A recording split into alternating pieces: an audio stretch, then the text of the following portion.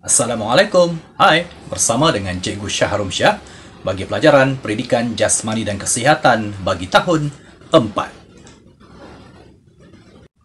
Baiklah murid-murid, hari ini cikgu akan fokuskan kepada pendidikan kesihatan di bawah unit yang ke-11, sayangi diri di bawah tajuk pengantunan seksual kanak-kanak.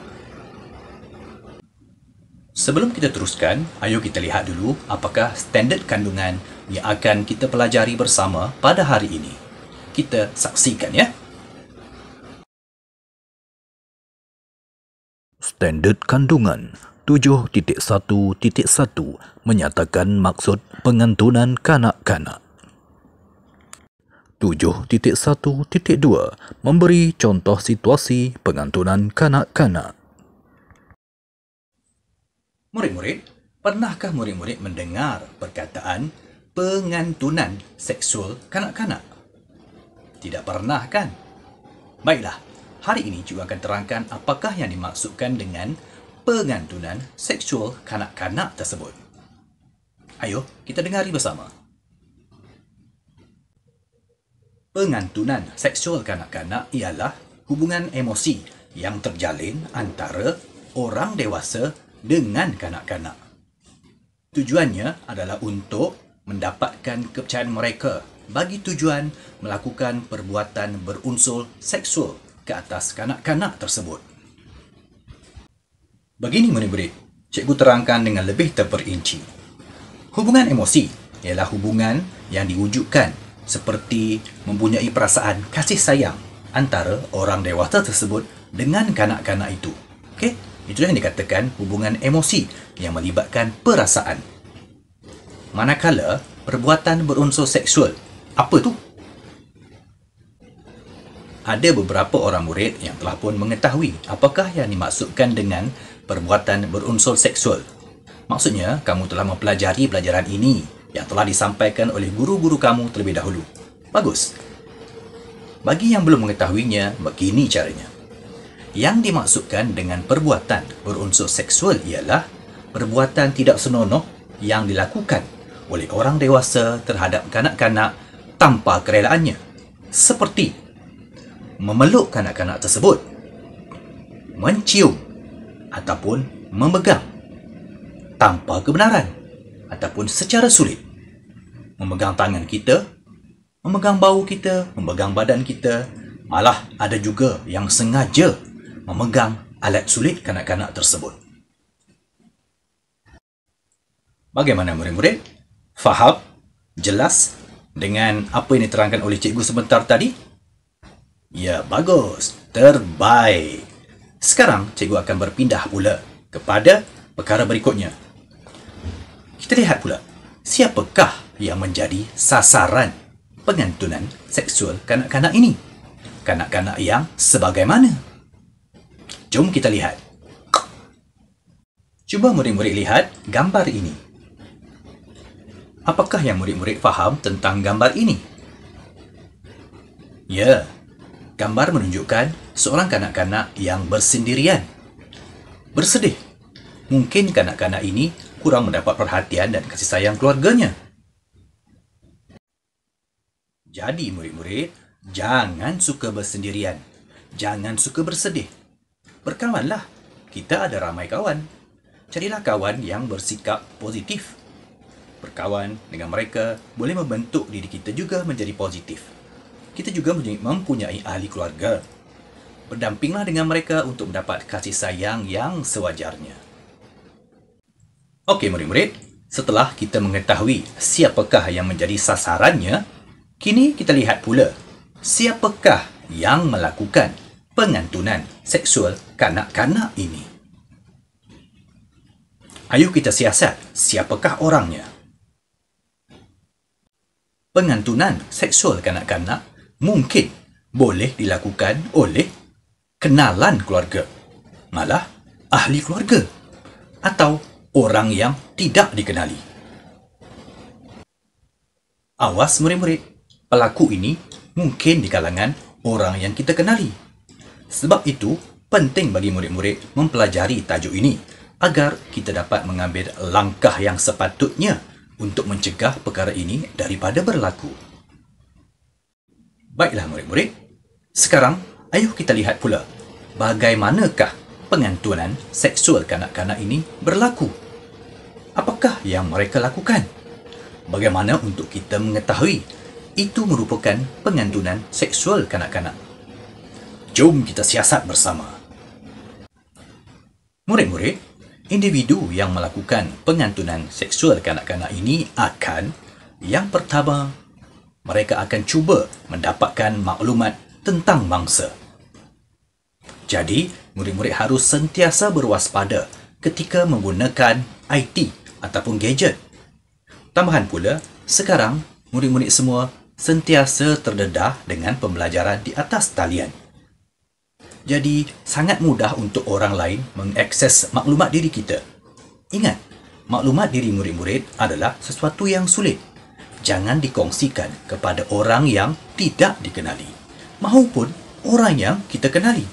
Berhati-hati dalam berkongsi tentang maklumat pribadi murid-murid. Yang kedua, individu ini akan memberikan pujian, hadiah dan layanan istimewa kepada mangsa. Mereka akan memberi pujian walaupun perkara yang kita lakukan itu kecil saja, tetapi pujiannya meninggi. Malah, mereka selalu memberikan hadiah kepada kanak-kanak itu. Walaupun bukan pada hari jadinya. Kejap-kejap bagi hadiah, kejap-kejap bagi hadiah. Dan layanan yang istimewa, apa saja yang kita kehendaki akan dipenuhi. Berhati-hati murid-murid. Pernah dengar tentang ungkapan ini? Ada udang di sebalik batu, yang bermaksud seseorang itu melakukan kebaikan untuk tujuan tertentu. Awas murid-murid. Selain itu, bersimpati dengan mangsa. Mereka akan berasa kasihan terhadap kanak-kanak tersebut. Mereka akan cuba melayannya dengan baik, menunjukkan perasaan simpati terhadap kanak-kanak itu supaya kanak-kanak itu mempercayai mereka. Selain itu, mereka ini juga pandai memujuk mangsa.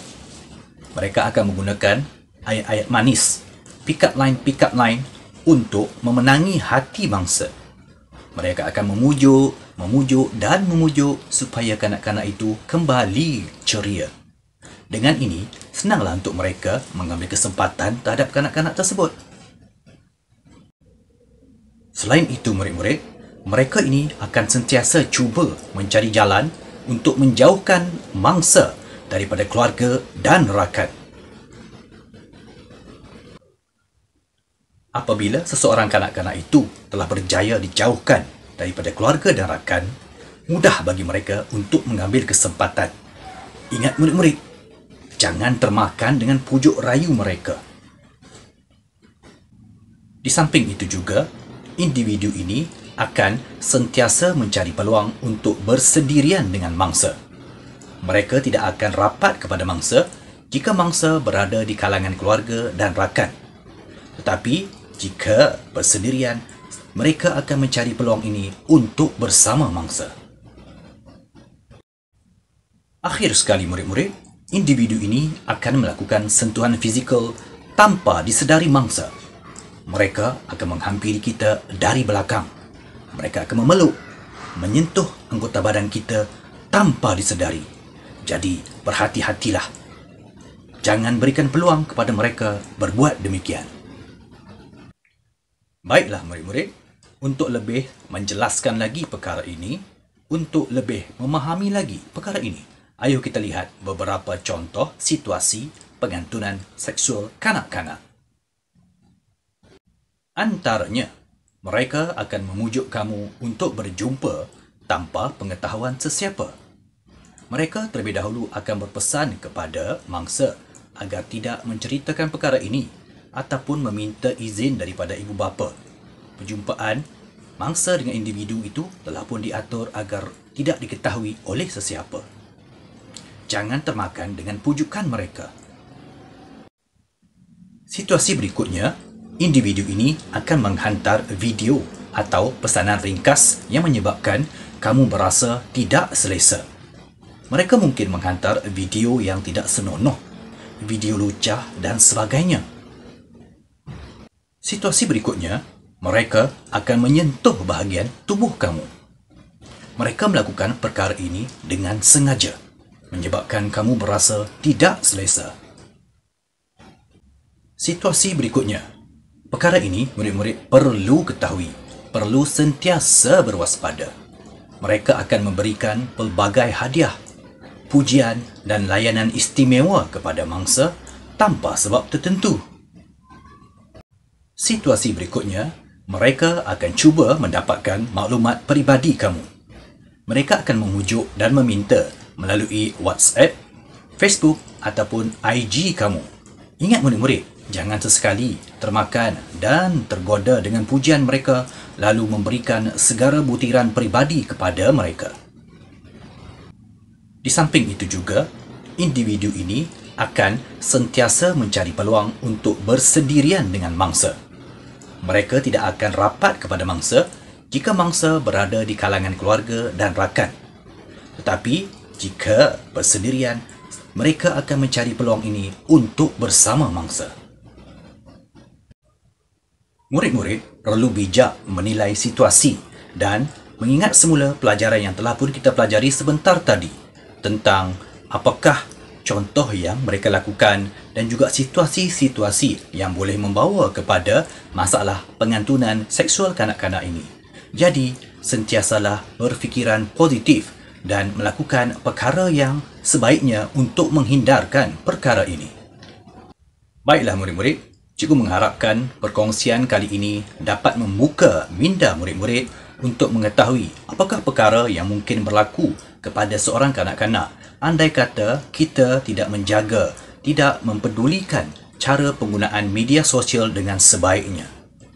Gunakanlah teknologi maklumat ini dengan sebaik mungkin dan jangan menyalahgunakannya. Ingat murid-murid, tersalah guna, buruk padanya. Okey murid-murid, kita jumpa lagi. Bye. Ingat, jaga diri, hiasi peribadi.